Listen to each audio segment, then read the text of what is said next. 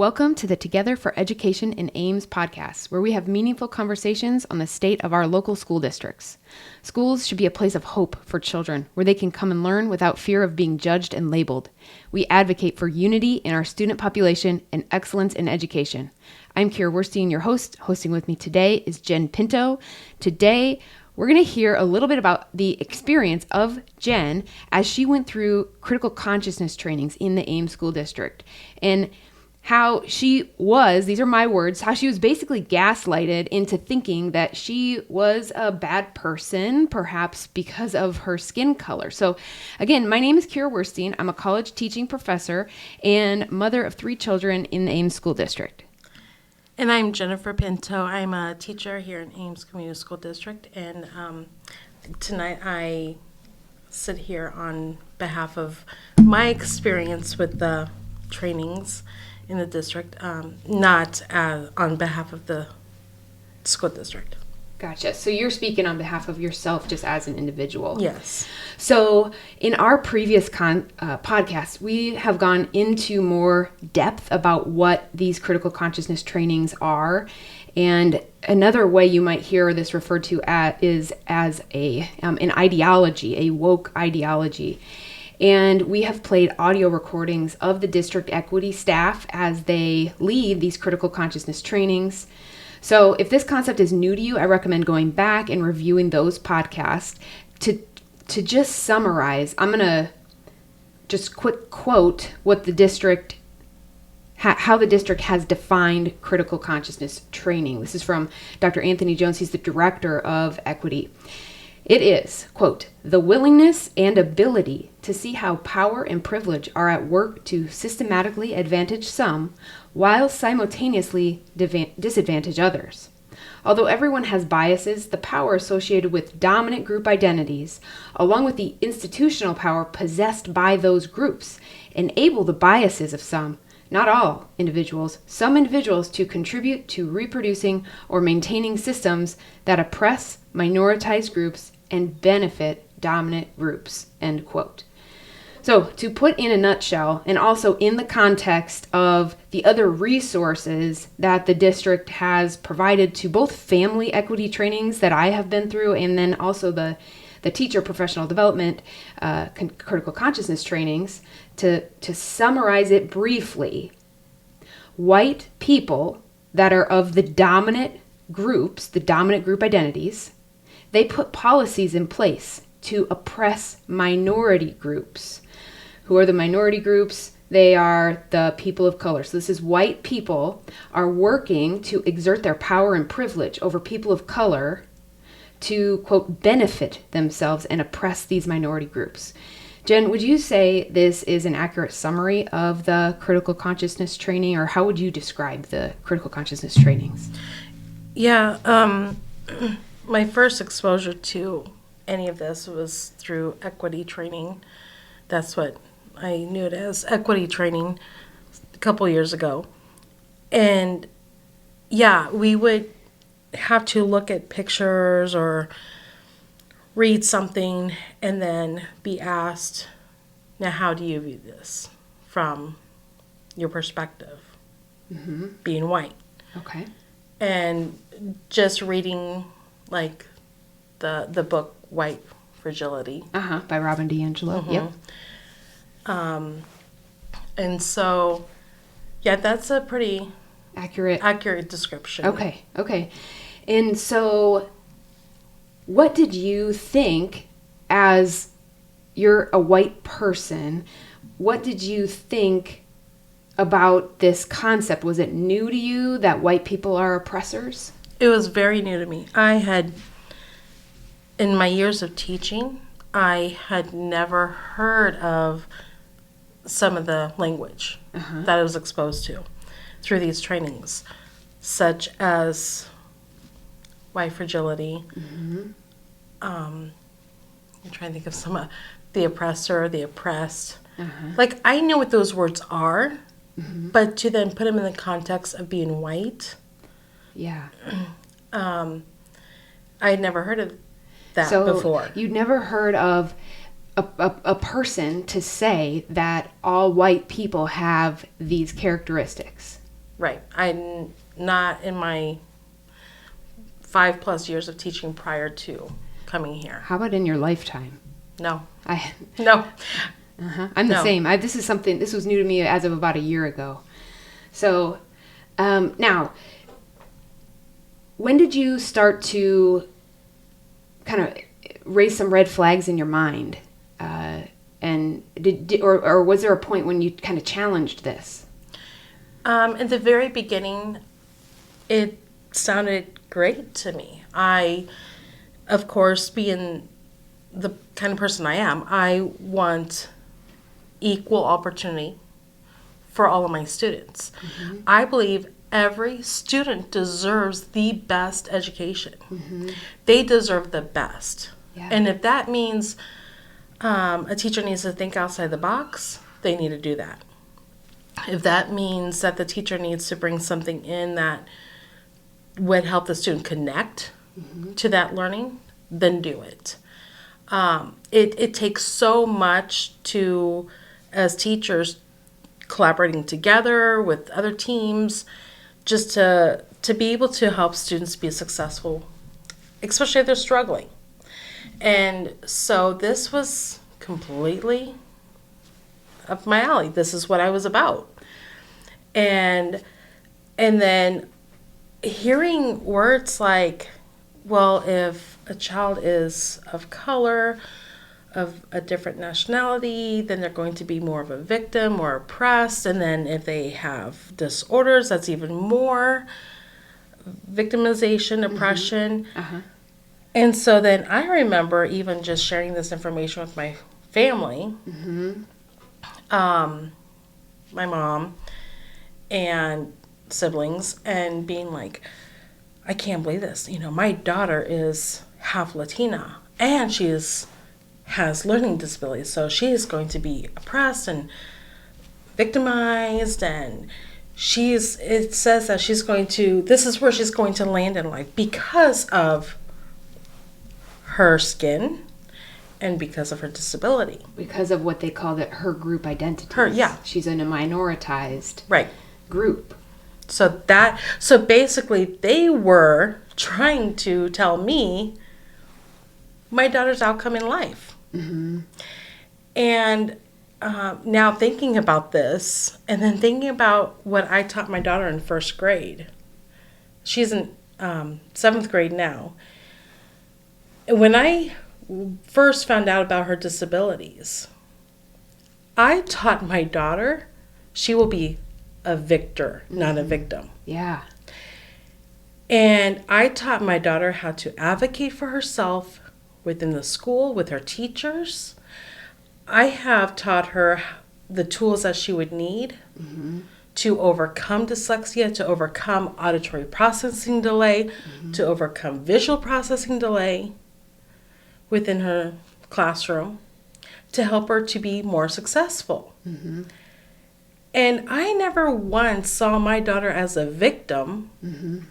and I never taught her that she would be a victim mm-hmm. because of these disabilities and because of her being half Latina. Right. And then I go and I start believing these lies, mm-hmm. and I'm like, this is not okay. And as I was learning more and more, I really start to question, is this truth? Mm-hmm. Is this truth? As a Christian, I want the truth. Mm-hmm. There's a verse, uh-huh. About the truth and setting us free. And I'm like, I want to know the truth about this. And so then I started to do my own research, mm-hmm. started to educate myself, not relying on someone else to educate me, but really finding different platforms to listen to. And then just going back to what I taught my daughter mm-hmm. in first grade, and going back to that principle that she is not a victim, but she is a victor. Mm-hmm. That's what I went back to. Yeah. Okay, so to recap, you started off when you heard of this approach to, because we need to first acknowledge that there are achievement gaps between some races, between Asian and white, who are above benchmark on average, and then Hispanic and Black, who are below benchmarks. And so that's where the root of this has come from, because all of us want to close the achievement gap. And so this is how the district has approached that. And what you're saying is, at first, you sound like a very empathetic person, and you care about all of them. And you said, oh, this is the solution to close that gap. Yes, I want to do that. And there are certainly some things that maybe you agree with. And we'll kind of get to that in a second here. And then it sounds like what you've been highlighting is there are also things that you don't agree with, you struggle with, which one of them is the school, this narrative, this ideology is imposing upon people in group identities also characteristics associated with those group identities. If you're white, if you are Latina, if you are if you have a learning disability, then you have these labels. And you're saying that doesn't help anybody. It doesn't help the people who are in the supposed majority or the people that are in the minority, to teach them that they are a permanent victim. And you want your daughter to have the skills to know how to advocate for herself and not teach her that she's permanently a victim. Is that an assessment of, or a fair summary? Oh, yeah. Yeah. And so with that, I'm curious, you, at some point along the way, it sounds like through your own, you got other resources, and that's when you had this light bulb. Like, this is not something that aligns with how I approach the world. I don't see people as having permanent characteristics based on their skin color. That, in fact, that's discriminatory and judgmental and racist. But instead, you want to empower all of your students and your daughter alike. So I'm curious, do other teachers, are you aware, and or staff, do they share your concerns? Is this talked about among the teachers? No. I do not hear of any concerns among the teachers about what this ideology is teaching. And I think for me, there's been maybe one where I just don't know about, maybe a question, like maybe there's a teacher questioning this. If any teacher out there is questioning this ideology, that is a sign right there, then research it for yourself. Yep. I was talking with a teacher, and I point blank asked, will you be teaching this in your classroom? And she said, no, I will not, but please don't tell anyone that, because I will be chastised. And so, others wouldn't want to associate with her, because then they would be labeled like her. And so what is that labeling? How is this fear created? I did the family equity training, and when they start off with, and they have leading questions, what do you agree with about critical consciousness training? But never, what don't you agree with? So it does not appear to be an open discussion where you can discuss the strengths and the weaknesses of this approach or intervention. Right. That is not cultivated within the Ames Community School District, of allowing people to say what they have concerns about with this. That's definitely not cultivated. In fact, what it sounds like is, well, based on the materials that I've read on their websites and with the teacher professional development documents, is that if you say that you're not racist, that is evidence that you are racist. In fact, Ibermix-Kindi, in some of the resources that they have referenced in the teacher training materials, quotes that nearly verbatim says the very heartbeat of racism is denial. So if white people say I'm not racist, so that perhaps is part of why people don't speak out about this and say, actually, I disagree, because based on their definition of what racism is, you're racist if you're white, you're oppressed if you're not white, and if you disagree, that's evidence that you're racist.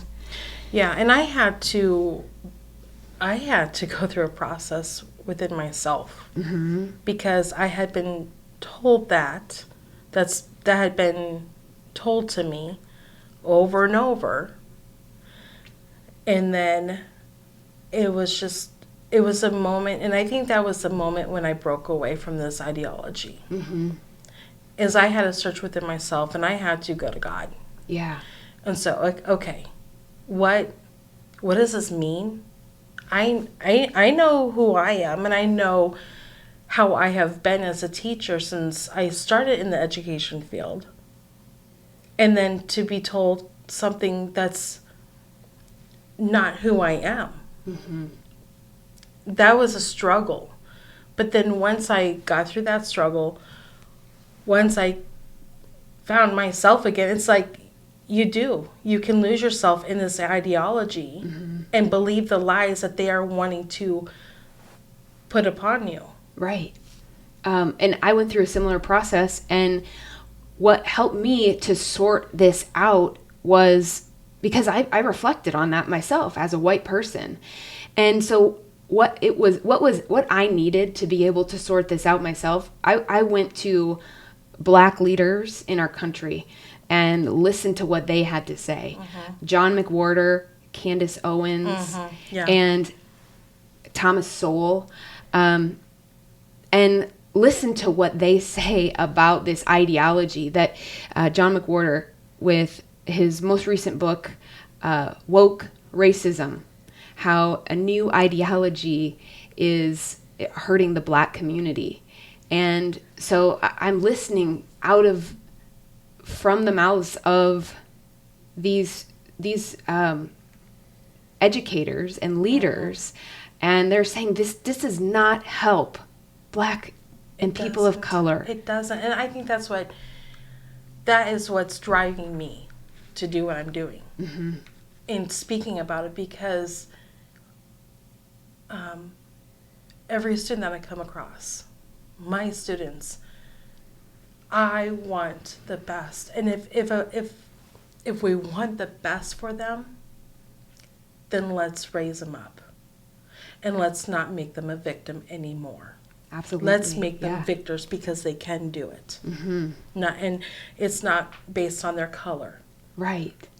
Yeah, totally. And so people, including myself, can get into a confused mindset by what I referred to when we just started was what's called gaslighting. And so if any of our listeners that are feeling similarly to what Jen has gone through in this process of navigating through this narrative, this ideology, I encourage you to read some more about what gaslighting is. And so to just give a quick summary, gaslighting is a form of manipulation that is a covert type of emotional abuse where the bully misleads the target, creating a false narrative, making them question their judgments and reality. Ultimately, the victim of gaslighting starts to feel unsure about their perceptions of the world and even wonder if they are losing their sanity. So I know that I went through that. I felt like this does not make sense. And so that's when I sought out additional resources to learn more. And in addition, people can be left after these types of trainings and going through these critical consciousness, professional development trainings, people can be left wondering if something is wrong with them. And the answer to that is absolutely not. Why would something be wrong with you because of your skin color? And so people sometimes we'll conclude that they're actually to blame due to their skin color, or that they're just being overly sensitive. Does any of this ring true for you? Yeah. Especially the questioning myself. Uh-huh. Yeah. Yeah. In the teacher and staff equity trainings, these were just recently in the last couple months, there was a question that was asked. We have these slides in the recording from this, and we showed this in a recent forum that we had if you want to hear more about it. But to summarize, the question was asked, who or what is to blame for the racial achievement gap? The speaker explained that if you say that it's due to things like single-parent household, low socioeconomic status, that is a deficit thinking, and that's what we want to avoid. But instead, we want to have a critically conscious way of examining the achievement gap. And so he said that the answer to what is the achievement gap, teacher bias. Teachers are not meeting the needs of Hispanic and Black students, and therefore they are creating these systematically oppressive policies. They're putting them in place in order to benefit the white population and oppress the minoritized students. And so it's a blaming of an entire racial group for the achievement gap. And what I want to understand better, and actually you can look forward to, we've got a meeting coming up that we will share with the director of equity and the superintendent, where we're going to get to ask some of these questions. But what I'm wondering is, how exactly does it benefit minoritized, underachieving students to teach them that they are oppressors and that they will never get ahead because of the systematically oppressive policies that are put in place? Have you thought through that, Jen? Or have you heard an answer to that? It causes more confusion for me. In my early years of teaching, even in my own college, to be told or taught that kids of the minority would be oppressed, and it causes so much more confusion. And I don't agree with that. Yeah. I don't agree with that. I have kids of several different nationalities, mm-hmm. and in your classroom. In my classroom. Mm-hmm. And when I write up their goals, because I'm a special ed teacher, when I write up their goals, not one part does it label them by their color. Mm-hmm. What I focus on is what they can do, what they can't do, what they need to do, and then how am I going to get them to their goal? How will I close that gap? Not one time do I ever think, oh, well, that's a, student of color. What matters is, am I able to reach them? Am I able to help them make the connection so that they understand and we can close that gap? Totally. So anything beyond that, I'm confused, because mm-hmm. that's not what I was taught as a teacher. Right. When I was going through my education, I was not taught any of that, because mm-hmm. I don't see how it implies. Right. Yeah. And it's discriminatory. Very much. To treat and see differences due to demographic variables that are beyond a person's control.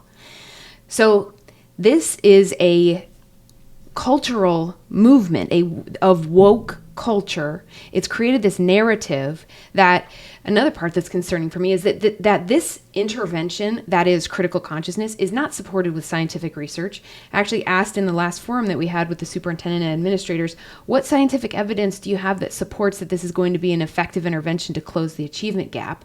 And they said, well, we don't really do that here.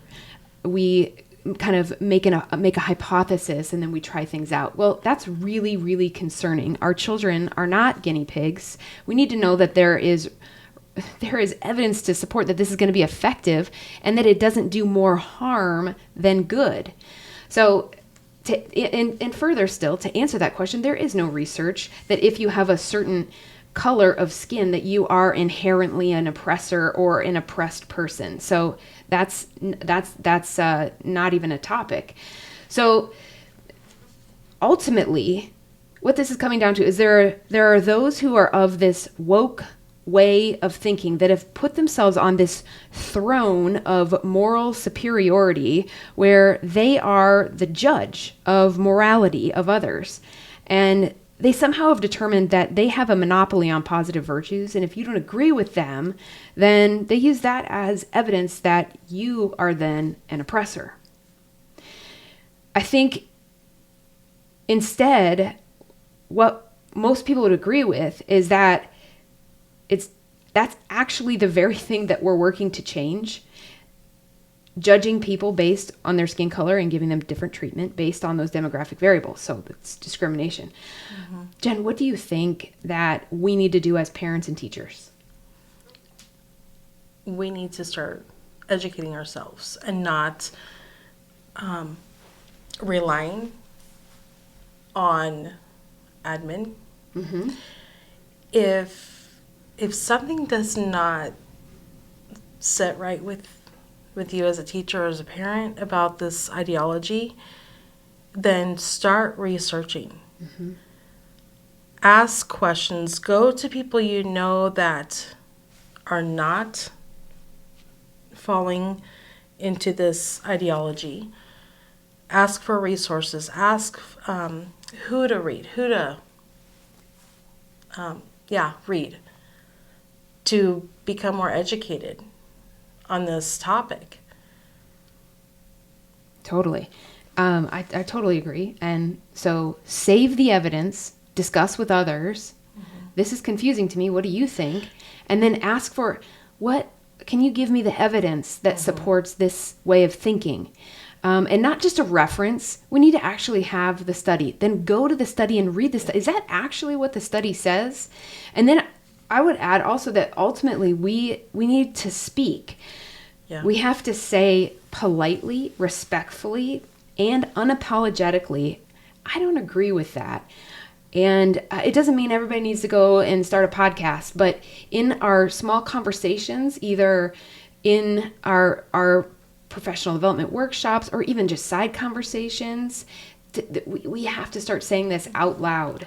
And I think parents, if there are parents out there that do not agree with this, start contacting the principals, the teachers, board members. Start contacting them. Absolutely. Well, Jen, thanks so much for helping us just to hear a little bit more about how you have processed through these trainings. And our hope here is that this will help others that are having similar questions and experiencing similar levels of confusion. So just to conclude, we encourage you to subscribe to our YouTube channel, join the conversation. We want to hear your thoughts because it's together that we build a thriving community in Ames and Central Iowa.